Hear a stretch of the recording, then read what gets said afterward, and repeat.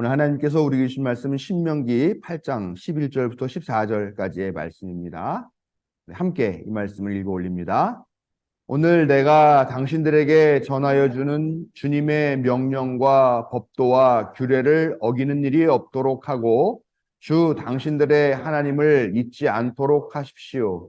당신들이 배불리 먹으며 좋은 집을 짓고 거기에서 살지라도 또 당신들의 소와 양이 번성하고 은과 금이 많아져서 당신들의 재산이 늘어날지라도 혹시라도 교만한 마음이 생겨서 당신들을 이집트 땅 종살이하던 집에서 이끌어내신 주 당신들의 하나님을 잊어버리는 일이 없도록 하십시오.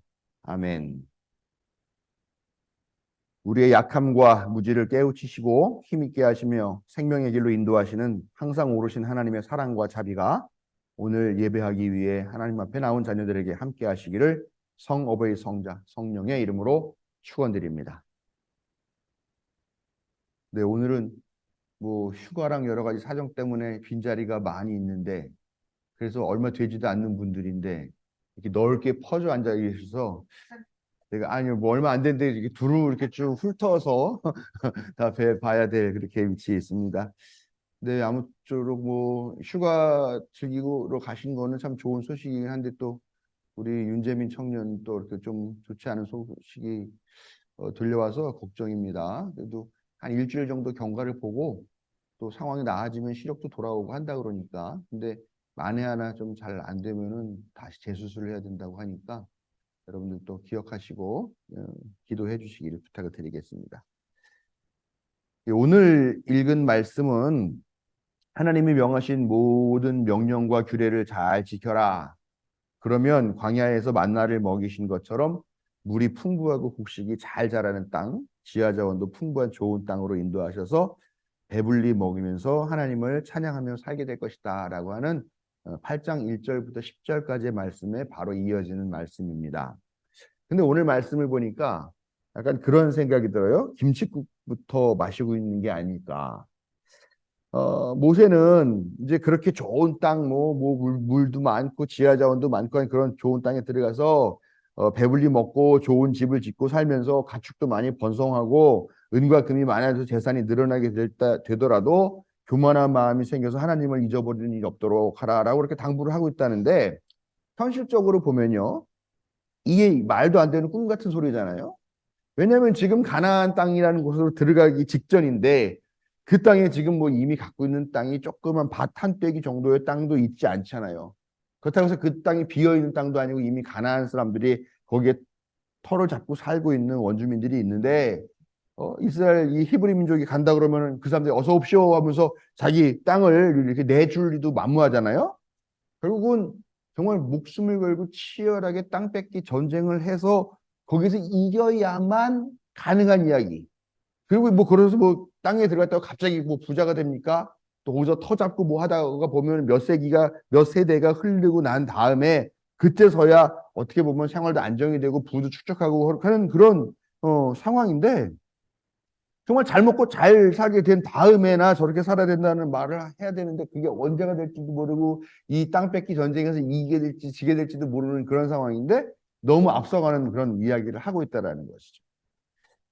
이 말씀은 아마도 오합지졸 히브리인들 또 이스라엘인 연합체가 가나안 땅에 들어가서 자리를 잡고 거기에서 이제 자기가 주인 행세를 하면서 이제 좀 부도 축적이 되면서 자본주의적인 환경이 생기고 그런 것들이 충분하게 익숙해지고 또 나라도 부강해지고 국력도 생기고 그렇게 하다 보니까 그 신앙 공동체 사이 안에서 빈부의 격차도 생기게 되고 가난한 사람들도 나오게 되고 또 부자도 나오고 그런 상황이 되던 그런 시절.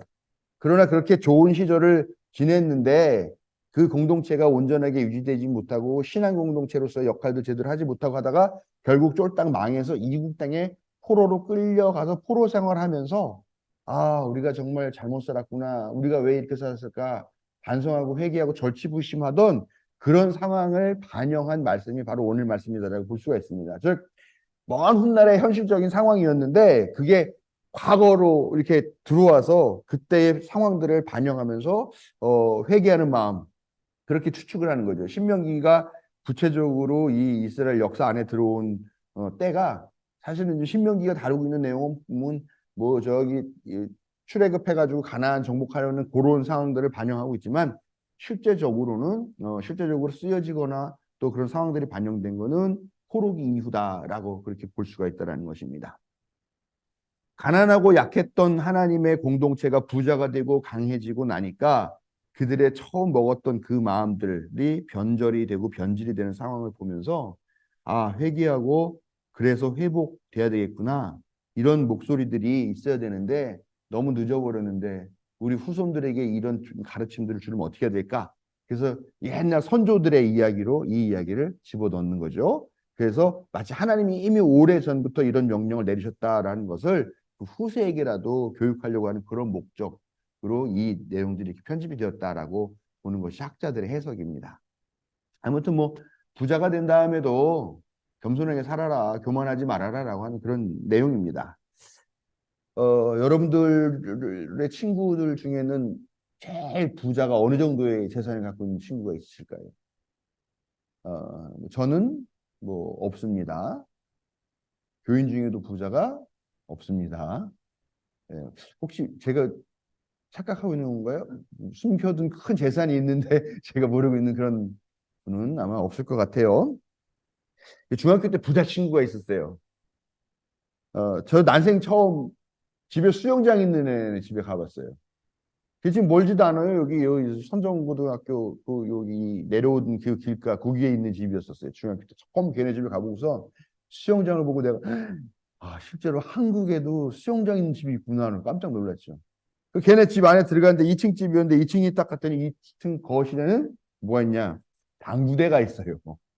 그래서 근데 당구가 뭔지도 모르는데 막 공도 굴려보고 했던 그런 기억이 납니다. 왜인지는 몰라도 이 친구의 관계가 오래 그렇게 지속이 되지는 못했어요. 아마 반이 갈리면서 그렇게 되지 않았나. 지금 생각하면 땅을 치고 후회하죠. 이 녀석이랑 아주 오래오래 깊은 관계를 가졌어야 되는데. 예, 그리고 그 친구가 부자 마지막 친구였습니다. 예, 목사가 돼도 그렇고요. 뭐 한국에서 부자라는 소리를 들으려면 얼마 정도 있어야 되는지 아세요? 한국에서는요. 상위 1%의 재산으로 순자산이 상위 1%에 들려면 예, 29억 원. 조금 뭐 바뀌었으니까 그 왔다 갔다 하겠죠. 상위 1%면 얼마예요? 우리가 5천만 명이 5,500만 명이라고 따지면은 55만 명인가요? 55만 명? 550만 명은 10%일 거고 예, 1%가 예, 55만 명이 맞는 거죠. 네. 29억 원 이상. 그래서 저도 예? 순자산. 그러니까 뭐 아파트 같은 것도 들어가겠죠. 뭐. 예. 그래서 저는 한번 자산이 얼마 있나라고 따져봤더니 네. 한 5천만 원 정도 있는 것 같더라고요. 5천만 원. 예, 탈탈 털어가지고 그냥 뭐 이 오토바이도 계산하고 뭐 차까지 계산하면 좀 그거보다 더 되겠네요. 동산까지 합치면은 그래도 뭐 1억 원 가까이 뭐 되지도 않습니다. 예, 제가 제 생애 최고로 만져본 돈이 얼마일 것 같아요? 저는 1억을 만져봤습니다. 예배당 지을 때. 1억 만져보신 분 계시나요? 저는 1억 만져본 사람입니다. 이 손이. 뭐 근데 그때도 실감이 나지 않더라고요. 1억 원이라고 하는 돈이. 강남 도곡동에 있는 아파트 한 채가 뭐 50억 넘는다 그러잖아요. 그러니까 뭐 50억이라는 것도 감이 안 오고 29억이라는 것도 감이 안 오는데 심지어 1억 원을 만졌는데도 이게 1억 원의 무게를 못 느끼겠는데 뭐 50억 그런 거는 정말 남의 나라 이야기고 상관없는 이야기겠죠. 저는 가끔가다 그래서 그런 생각을 해요. 내가 부잣집에서 태어났더라면 여전히 목사가 됐을까? 하는 그런 생각을 한번 해봐요. 우리 삼촌들 맨날 명절 때만 되면은 막 뭐 김일성 빨갱이 막 그러면서 욕하면서 맨날 하시는 말씀이 있어요. 전쟁 나기 얼마 전에 그러니까 개성에 방직 공장과 99칸짜리 집을 사놓고서 이사 가려고 하는데 전쟁 나가지고 못 갔다. 뭐 우리 큰아버지하고 우리 아버지도 그런 얘기 하시고 작은 아버지도 이렇게 얘기를 하시면서 막 얘기를 해요. 만약에 그때 전쟁이 나지 않고 개성의 99칸 집에 이사 가서 살고 있다면 그분들이 지금 목사가 됐을까 하는 그런 생각을 한번 해보게 됩니다. 저는 확실히 알겠어요. 저는 목사 안 됐을 것 같아요. 저는 목사 안 됐을 것 같고 심지어는 하나님도 안 믿었지 않았을까? 또 믿었어도 또 부모의 영향을 믿었다 하더라도 대충 믿는 거 있죠. 뭐 그냥 시간 나면 교회 한번 가고 뭐 또 뭐 절기 있을 때 한번 가고 또 부모님들이 가자고 그러면 오라 그러면 오고 아마 그 정도로 하지 않았을까라는 생각을 해요. 제 성향이나 이런 걸 생각해 봤을 때 아마 아주 비싼 고급 스포츠카를 사서 타고 다니면서 여기저기 놀러 다니고 예, 흥청망청 해외여행이나 다니면서 돈 쓰느라고 바빴을 것 같아요. 저는 그런 사람인 것 같더라고요. 얼마 전에 인터넷에 이렇게 영상이 하나 올라왔어요. 어떤 젊은이들이 많이 모여있는 마로니에 공원이라고 그래요. 거기에 그 개그맨 김용명이라고 하는 사람이 이제 가가지고 뭐 하는 그런 유튜브였던 것 같아요. 그래서 이제 한 달에 용돈이 얼마나 쓰냐 이렇게 대학생들한테 물어봤죠. 뭐 30만 원 뭐 손 들고 50만 원 뭐 손 들고 막 이렇게 하더라고요. 100만 원 되는 사람 손 들어보라고 그러니까 어떤 여자 학생이 대학생 청년 뭐 손이 들더라고요. 그러니까 사람들이 다 부러운 눈을 쳐다봐요. 그리고 혹시 100만 원 넘어가는 용돈을 쓰시는 분이 있어요? 그랬더니 한 명이 손을 드는 거예요. 여자예요, 여지 역시. 얼마예요? 그랬더니 얼마나 그랬을 것 같아요? 혹시 이 짤을 보신 분이 있을지 모르겠는데 얼마? 1,500만 원. 한 달 용돈 1,500만 원을 쓴다고 그럽니다. 그 1,500만 원 하는 순간 거기 있는 사람들이 다 얼음이 됐어요. 입을 이렇게 벌린 채로 하고 얼음. 그 김용명 씨도 얼음이 됐습니다. 아 근데 그 또 이후에 영상들이 몇 개가 있더라고요. 보니까 진짜냐 가짜냐 뭐 그런 말도 있고 뭐 한 달에 1,500만 원 용돈을 주면은 1년이면은 1억 8천만 원인가 뭐 얼마라고 그러고 그게 5년이면은 뭐 9억인가 되는데 근데 그러면은 그거 증여세 내야 되는 거냐 아니냐 뭐 막 이런 영상도 그 이후에 또 나와요. 아무튼 뭐 황당한 얘기죠 우리한테는. 근데 그 사람한테 그러면 그 용돈을 1,500만 원이 되는 거를 어디다 써요라고 물어봤더니 여자가 뭐라고 얘기하느냐? 그냥 뭐 스시 먹고 싶고 갑자기 라면 먹고 싶고 그러면 가요. 일본에. 간대요, 그냥. 그리고 야, 우리 뭐 에버랜드 가자, 놀이공원 가자 그러면 놀이동산 가자 그러면 일본 디즈니랜드 가고 미국 디즈니랜드 가고 뭐 홍콩 디즈니랜드 가고 그냥 그렇게 한대요. 야, 참. 여러분, 월 용돈 1,500만 원만 돼도 이 정도로 바빠요. 예? 라면 먹으러 일본 가야 되고요. 놀이공원 가려고 홍콩 가고, 그리고 쇼핑하려고 어디 가고 그렇게 해야 됩니다. 돈 쓸 시간도 부족한데 교회를 어떻게 다닙니까, 사실. 뭐 우리가 돈을 펑펑 써본 적이 없으니 이게 뭔 얘기인지 감도 안 오잖아요. 여러분, 사실 지금 우리가 살면서 돈이 못 해줄 수 있는 게 있나요? 돈이 못 해줄 수 있는 게 있나요? 우리가 되게 외롭고 그럴 때 돈이 우리를 어, 위로하지 해주지 못하나요? 우리가 몸이 아파서 죽으려고 그러는데 돈이 우리에게 생명을 못 주나요? 여러분 돈이 다 해줘요. 돈이 하나님이죠. 솔직히 말하면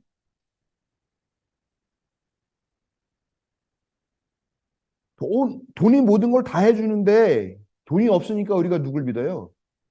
그러니까 하나님 믿는 거잖아요. 그렇죠? 솔직하게 얘기해 보면 누가복음 12장 보면 어리석은 부자의 비유가 나오잖아요.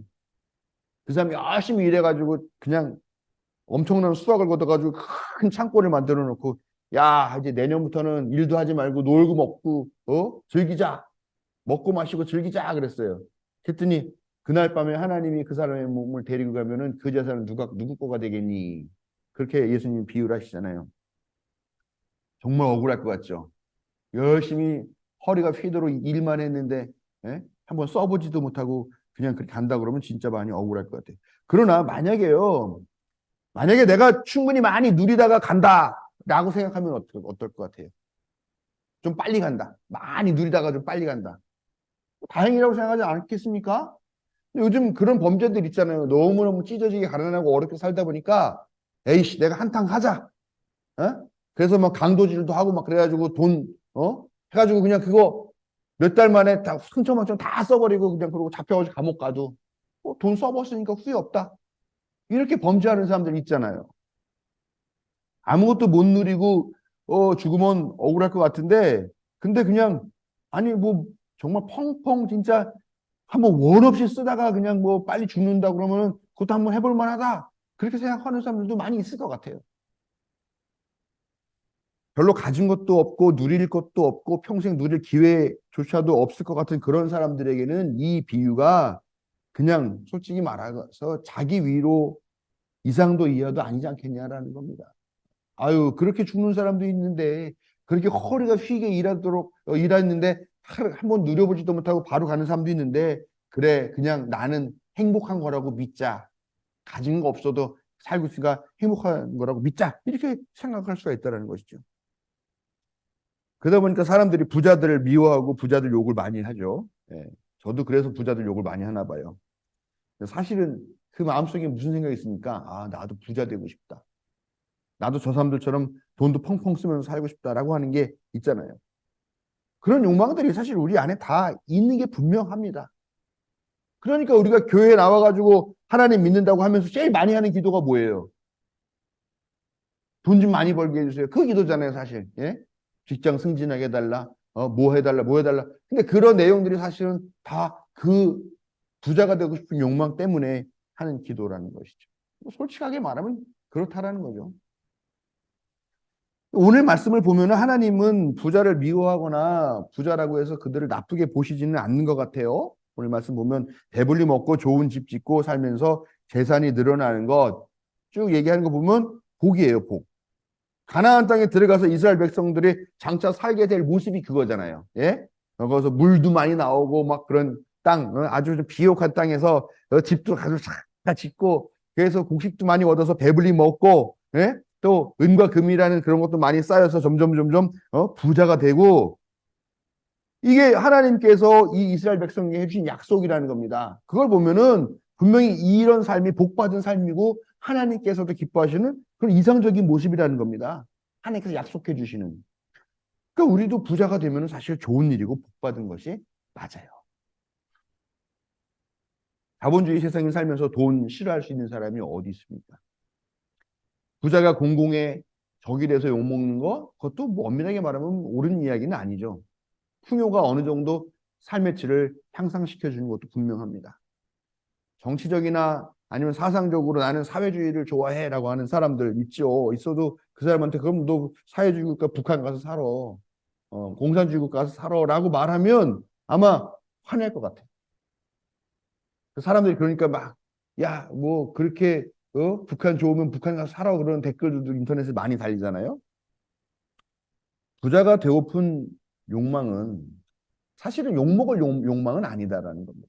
그건 지극히 자연스러운 거고 또 하나님께서 복을 주시는 그런 형태 중에 한 가지인 거는 분명하다라는 겁니다. 그런데 오늘 말씀을 보니까 단서가 있어요.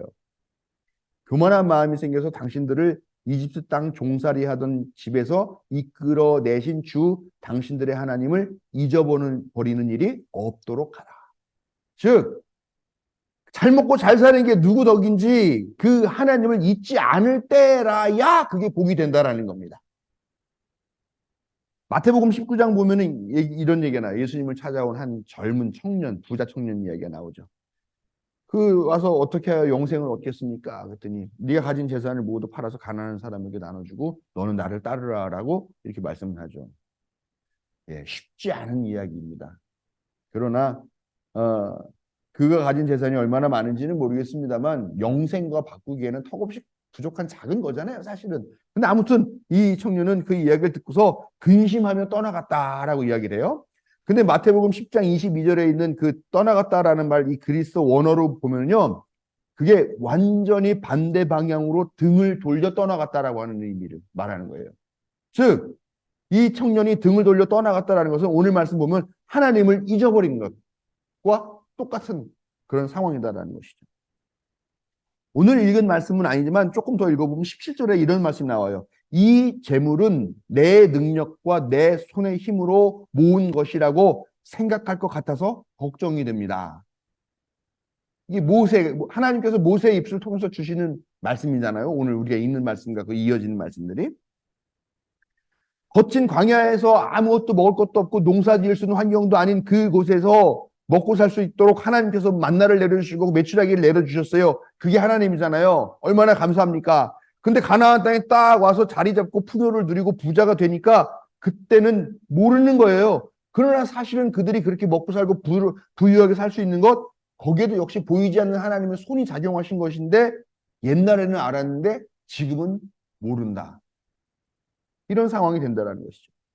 가난할 때는 하나님께 감사하겠지만 더 큰 은혜를 받고 더 많은 것을 누릴 때는 그게 다 지 능력, 잘난 능력 때문이라고 생각하는 것, 이거는 엄청나게 큰 죄이고 결국 죄의 무덤을 파는 것이나 다름없다라고 오늘 말씀은 경고해주고 있다는 것입니다. 안타깝게도 한국의 많은 부자들과 그들과 동맹한 카르텔 기득권 세력은 저는 욕을 먹어도 싸다고 생각합니다. 대기업이 되고 부자가 된 것이 다 자기들 능력, 자기들 카르텔 때문이라고 그렇게 확신하기 때문이죠, 이 사람들이. 그러나 그렇게 대기업이 되기 위해서는 어떤 일이 있었느냐라는 겁니다. 이름 없는 수많은 노동자들이 새벽별 보면서 직장에 나와서 다시 저녁별 보면서 집에 들어갈 때까지 땀 흘려 일하고 노동했기 때문에 그 기업이 성장하고 그 기업이 좋은 제품을 만들어낼 수 있었던 것이 아니냐는 것이죠. 근데 경영자들은 어떻게 생각합니까? 그런 노동자들의 노고는 인정하지 않아요. 다 자기들의 사업 수완이 좋고 자기네들이 능력이 뛰어나다고 생각하고 자기가 자기 자식들 외국에 나가가지고 거기서 최첨단의 그런 경영 수업 받게 했기 때문에 이 기업이 잘 되는 거라고 그렇게 생각한다는 겁니다. 그러나 보세요, 여러분. 사장이 없는 회사는 있어도요, 노동자가 없는 회사는 없어요. 노동자가 없는 직장은 없습니다. 사장은 없을 수도 있어요. 뭐 공석으로도 가고 몇 년 가기도 하잖아요. 예?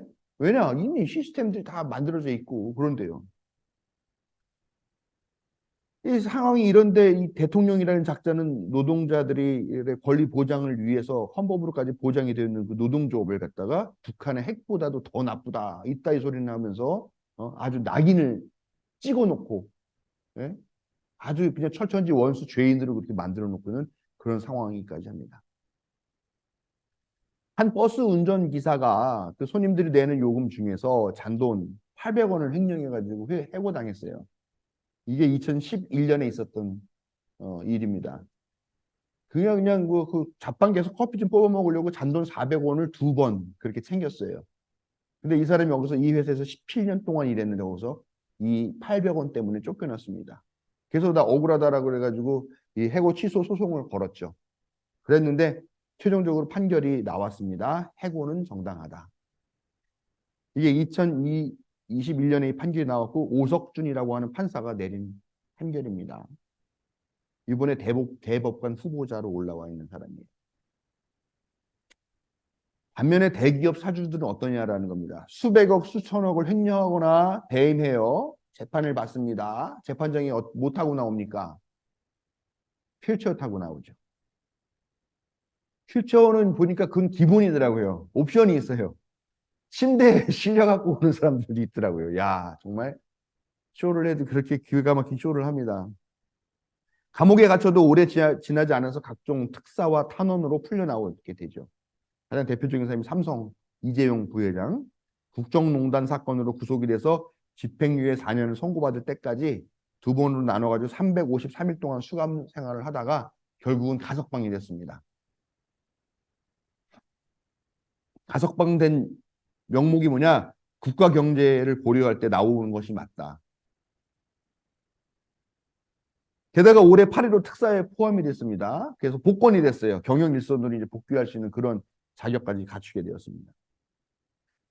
이재용은 또 기업 지분 승계를 위해서 계열사를 합병했죠. 이 합병한 중에 편법을 써가지고 이 뭐 주식 쪼개기인가요? 뭐 그걸 해가지고 본인은 엄청나게 많은 이익을 챙겼는데 그로 인해서 투자했던 사람들은 막대한 손실을 얻었죠.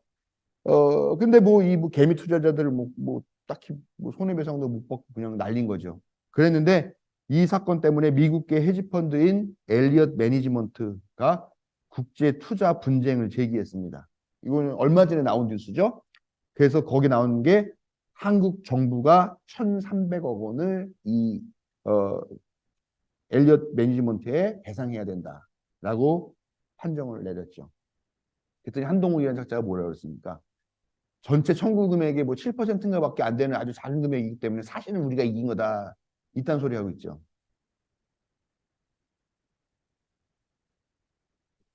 이것들을 보면은요, 지들이 국가 매겨 살린다고 생각하는 거예요. 이 소위 말하는 엘리트들 아니면 이 기업하는 것들, 이 권력 가진 것들은. 노동자들이 밑에서 그냥 아둥바둥하면서 그 사회의 그 하부 구조를 지탱해 주는 것들은 생각하지 않고 그냥 지들이 이 나라 매겨 살리는 거 그렇게 되면 자기들은 특권 누려도 괜찮고 그 사람들은 감옥에 있어서는 안 된다라는 거죠. 한돈 800원 그거 그래 횡령이죠. 횡령했다고 해가지고 17년 동안 일한 직장에서 쫓겨나는 거는 당연하게 생각하는 이렇게 뭐라 이제 나이 먹어서 단어가 생각이 안 나는데 이렇게 그냥 대쪽 같은 이런 기준을 가진 사람들이 말입니다. 오늘 말씀대로 너무 교만하죠. 잘 되면 다 자기 능력이고 자기의 손에 힘으로 했다라고 자랑을 합니다. 이것들이 하나님의 은혜에 감사한다라는 말을 한 것까지는 바라지도 않아요. 최소한 자기 회사의 직원인 노동자들에게만큼은 예의를 지켜야죠. 고마운 마음이라도 가져야죠. 그럼 8월 달에 국회가 열리는데 민주당이 이번 국회에서 노조법 2, 3조를 개정안을 통과시키려고 한다라고 이렇게 얘기를 하고 있습니다. 노조법 2조가 뭔가 봤더니요. 어떤 일이 하나 있잖아요. 그러면은 이 원래 갖고 있는 이 회사가 하청을 주죠. 그럼 또 하청을 주고 하청을 막 이런 식으로 해서 하청이 됩니다. 그럼 노동자가 맨 마지막으로 고용된 그 최말단의 하청 회사 있죠. 노동자가 일하다 죽어요. 그러면은 이 책임을 누가 지느냐? 이 회사가 지는 거죠. 이 하청 회사가. 근데 이 일은 실제적으로 누가 시킨 거예요? 원청 회사가 시킨 거잖아요. 그러다 보니까 이 노조법에는 이 원청 회사에게 그 책임을 물을 수 있는 법은 없어요. 근데 실제로 이 일은요, 현대자동차 같은 경우 보면 하청 직원이 그 울산 현대자동차에 와서 정규직이랑 같은 라인에서 같이 일을 하고 있어요. 이거 부당하다 그래서 이거 고치겠다는 거예요. 또 3조는 뭐냐면 노동쟁이 때문에 회사가 손해를 봤기 때문에 노동자가 손해배상을 해야 된다라고 청구를 하잖아요. 그런 일들이 있습니다. 작년에 여러분들 다 이름 들어보고 하셨을 거예요. 대우해양조선 유채안이라고 하는 사람이 비정규직 노동자가 가로, 세로, 높이 1m인 그런 철장을 만들어 놓고 그 안에서 자기 스스로를 구속시키면서 투쟁을 했었잖아요. 근데 이 일로 인해서 일을 하지 못했다 그래서 그 대우해양조선소 조선 하청지회 집행부 5명에게 손배소를 소송을 하고 있어요. 그 금액이 470억 원입니다. 그게 아직 살아있어요. 1인당 94억 원이에요. 1인당 94억 원. 야, 이 사람들 아마 입장으로 야, 내가 94억 원 있으면 좋겠다, 야. 그럼 내겠다. 근데 먹고 죽을래도 94억 원, 그냥 9억 4천만 원도 없을 텐데. 9,400만 원도 없을 수도 있습니다. 이번에 그 국회 회기에 올리는 게 거의 마지막 입법 기회라고 생각을 하고 뭐 총력을 다해서 이번에 뭐 통과시키겠다 이런 얘기를 하고 있습니다. 그러나 민주당이 다수당이니까 이게 상정만 되면 결의되는 건 어렵지 않겠죠. 근데 이 법은 결과적으로는 제정이 안 될 확률이 높아요. 왜 그러냐? 윤석열이 이 법 싫어라고 거부권을 행사할 수 있어요. 이미 했잖아요. 2번이나 했습니다. 간호법 싫다고 얘기했고요. 양곡관리법 안 하겠다고 했습니다. 그리고 이번에 올라오면 당연히 안 할 걸로 보여요. 그래서 종교와 시민단체들이 어떻게 해서라도 이 윤석열의 거부권 행사를 막자라고 이렇게 하면서 이제 뭐 단식 투쟁도 들어가기로 하고 막 이제 기자회견도 하고 이렇게 시작을 했습니다만 별로 기대할 수 없고 낙관적이지 않은 것이 사실입니다. 너무 답답하죠. 우리 왜 이렇게 무기력한지 우리 자신이 너무 싫어지는 그런 상황입니다. 하나님, 이 교만한 세력들, 자기 능력과 자기 손의 힘으로 모았다고 이 자신만만한 이것들을 언제까지 그냥 보고만 계실 겁니까, 하나님? 배불리 먹고 좋은 집 짓고 거기에 살면서 소와 양이 번성하고 은과 금이 많이 쌓여서 재산이 불어나면 감사해야 되는 거잖아요. 야, 내가 이렇게 잘 나가서 이렇게 했어라는 게 아니라 아유, 감사합니다라고 하는 게 당연한 겁니다. 근데 감사하기는커녕 더 큰 탐욕에 빠지고 교만병에 들어가지고 하나님은 고사하고 자신들을 위해서 일해준 그 이웃들에게 함부로 하면서 제 잘난 맛에 살고 제 자랑질에 날 새는 줄 모르는 이런 것들은 반드시 하나님의 심판을 받게 될 줄로 믿고 또 반드시 그렇게 돼야 되잖아요. 그게 하나님의 정의잖아요.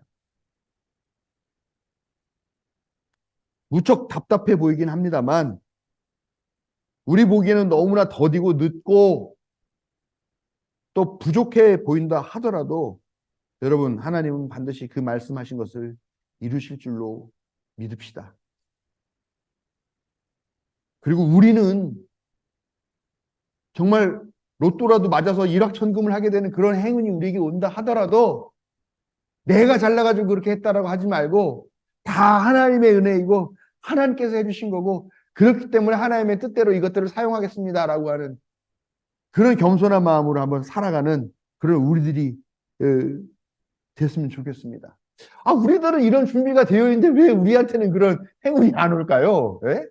우리는 그냥 주시기만 하면 그냥 막 교회를 위해서도 쓰고 막 가난한 이웃을 위해서 쓰고 하나님 나라를 위해서 싸우는 그런 사람들을 위해서도 막 그냥 아깝지 않게 막 쓸 텐데. 근데 왜 감사할 줄 모르는 것들한테만 그렇게 주실까요? 참 알다가도 모를 일입니다만. 그러나 언제 또 우리에게도 또 볕들 날이 있을지 모르니까 우리는 기회만 주신다면 감사하고 하나님 기뻐하시는 모습으로 쓰는 모습 보여드리겠습니다. 이런 마음 사는 우리들이 또 감사할 줄 아는 그런 우리들이 성도 여러분들이 되시길 바랍니다. 하나님의 은혜와 자비가 우리 모두와 함께 하시기를 축원합니다.